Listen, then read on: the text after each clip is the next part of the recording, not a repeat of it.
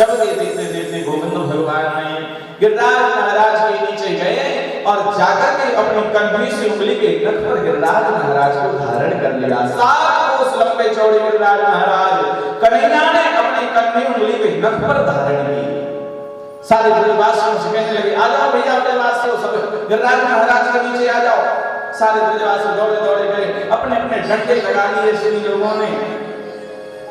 ओ हमारो लाला, ओ हमारो लाला, गोवर्धन गिरधारी, हमारो लाला गोवर्धन गिरधारी।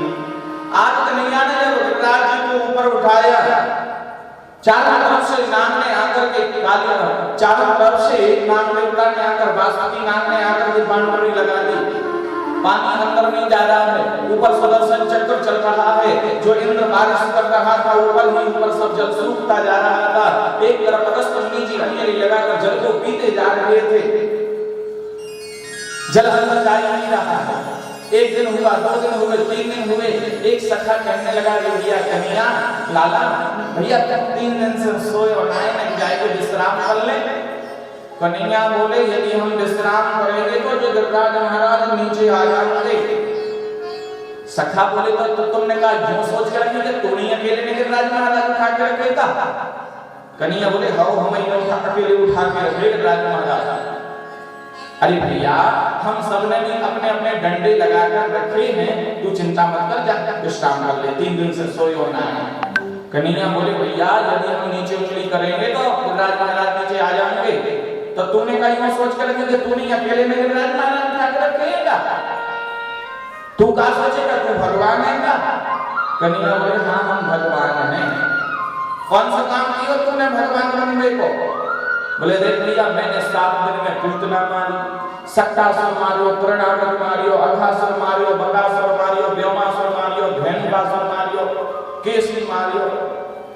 ब्रजवासी बोले, मरी मराई पूतना में तो 2-4 डंडा हम नहीं मारे, जा विश्राम कर लेंगे, हम डंडे लगा के रखे हैं सब अपने अपने।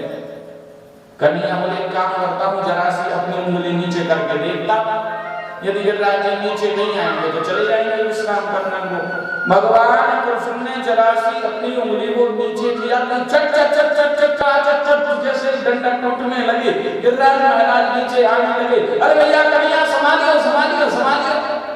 कन्हैया ने फिर अपनी उंगली लगा ली। दारी के सही कह रहे हो कन्हैया लाला, तू नहीं अकेले में गिरिराज महाराज उठा कर रखे हैं, पर एक बात तो बता, इतनी शक्ति आई तो आई कहां से तुम्हें।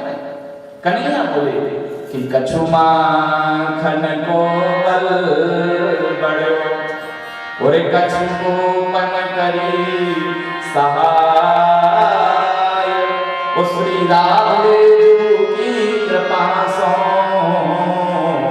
मैंने गिरवर लियो उठा, मैंने गिरवर लियो उठा।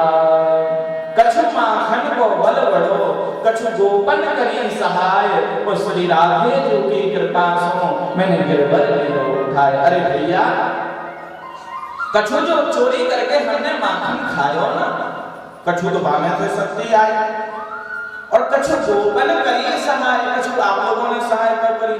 भैया हमने क्या सहायता करी। अरे जब हमने गिरिराज महाराज उठाए ना, तो तुम सब लोगों टक टक लगा के देख रहे, तो तुम्हारी आंखन के माध्यम से हमने तुम्हारी शक्ति चुराई, तो तुम्हारी शक्ति हमारे अंदर आई गई। जाता ही मैंने गिरिराज महाराज और श्री राधे जी की कृपा से मैंने गिरिराज जी को उठा लिया। क्यों रे दारी के नंद के छोरा, अभी तक तू माखन चुराया करे, अब तूने शक्ति चुरावो प्रारंभ कर दी। अरे भैया तब तो हम सोच रहे कि आखिर हम दुबले पतले से कैसे रह गए, दारी के शक्ति चुरावो प्रारंभ कर दी। एक कन्हैया दौड़ा, एक सखा दौड़ा दौड़ा गया नंद बाबा के पास में। बाबा सही सही बताइए मुझे, कन्हैया का प्रमाण वही है। हाँ भैया हमारा है।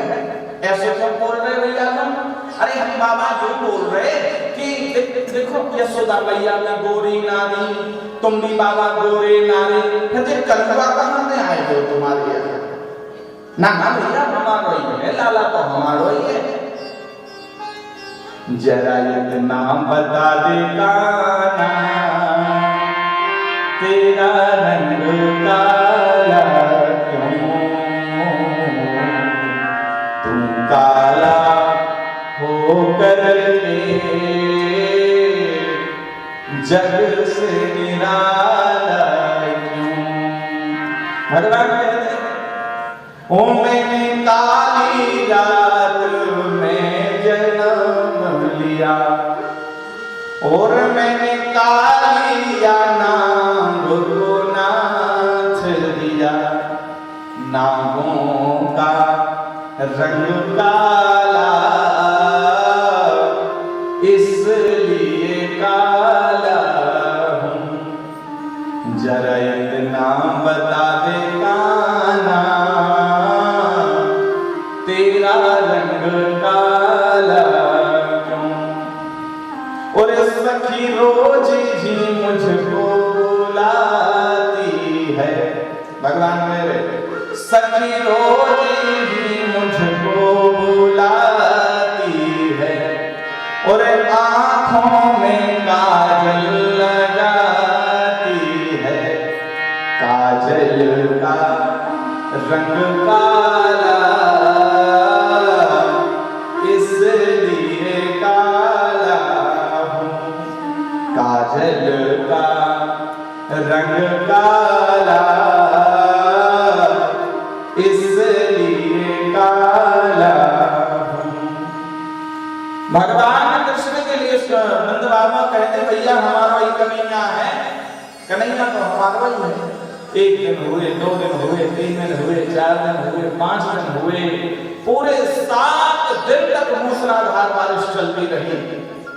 अब सांबर्त मेघमाला को आदेश दिया इंद्र ने, भैया जाओ जाकर के देखो ब्रजमंडल यदि बह गया हो तो मूसलाधार बारिश बंद कर दो। एक दौड़ा आया महाराज, ब्रजमंडल में तो अभी भी धूल ही उड़ रही है। अरे इतना जो पानी गिरा वो कहाँ गया? बोले ऊपर सुदर्शन चक्र चल रहा था, 7 वर्ष के नंद के छोड़ा ने वो 7 वर्ष लंबे छोड़े गिरिराज महाराज को उठा लिया, तो पानी तो नीचे गए नहीं, बांसुरी नाग ने आकर चारों तरफ से बाउंड्री लगा दी, तो ब्रजमंडल में तो अभी भी धूल ही उड़ रही है, ब्रजमंडल में तो अभी भी धूल ही उड़ रही है, एक बूंद भी बारिश नहीं हुई ब्रजमंडल में। अब आकर के इंद्र को अपनी गलती का एहसास हुआ। अब जाकर के इंद्र को अपनी गलती का एहसास होता है, तब इंद्र अपने इंद्रासन से स्वर्ग से गिरिराज महाराज की तलहटी में आया, बारिश बंद हो गई, कन्हैया ने गिरिराज महाराज को पुनः स्थापित किया, और जब पुनः स्थापित कर दिया तब इंद्र आया। इंद्र ने आकर के 10 श्लोकों में भगवान से क्षमा मांगी। श्रीमद् भागवत में 10 श्लोकों में इंद्र ने भगवान से क्षमा मांगी और भगवान ने क्षमा कर दिया।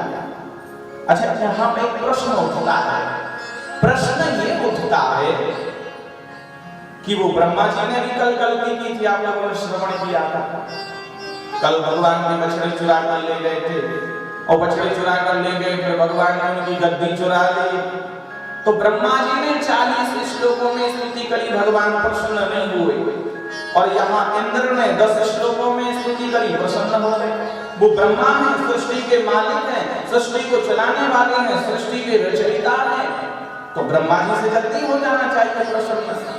ब्रह्मा जी से नहीं हुए, और यहाँ इंद्र से 10 श्लोकों में स्तुति करी, भगवान ने क्षमा कर दिया, ठीक कोई बात नहीं। इसमें कारण क्या है? इंद्र से क्यों प्रसन्न हुए भगवान, और ब्रह्मा जी से प्रसन्न क्यों नहीं हुए? बोले सुखदेव जी कहते उसके पीछे कारण है। कारण क्या है? बोले जो ब्रह्मा जी ने गलती की थी उससे भगवान अपने भक्तों से दूर हो गए थे।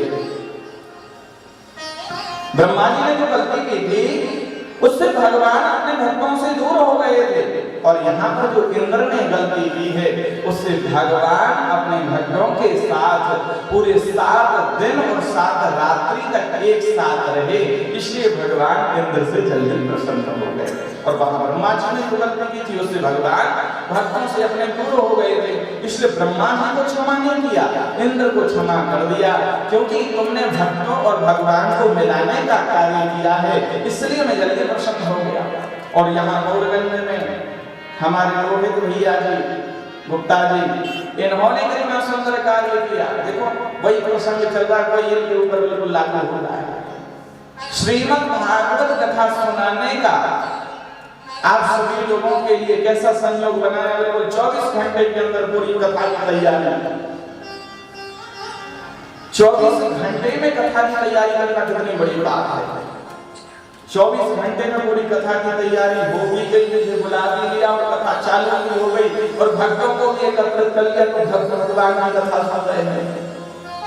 वही कार्य रोहित गुप्ता जी ने किया, भैया जी ने किया कि एक भक्त और भगवान को मिलाने का कार्य किया है। और जो भक्त और भगवान को मिलाने का कार्य करता है उससे ठाकुर जी हमेशा प्रसन्न रहते हैं, सदा अपनी कृपा बनाए रखते हैं। इसलिए इंद्र से ठाकुर जी जल्दी प्रसन्न हो गए। क्यों? क्योंकि ठाकुर जी अपने भक्तों के साथ पूरे 7 दिन और 7 रात्रि तक रहे, इसलिए ठाकुर जी प्रसन्न हो गए। और उन लोगों से भी ठाकुर जी प्रसन्न रहते हैं जो भक्त और भगवान को मिलाने का कार्य करता है।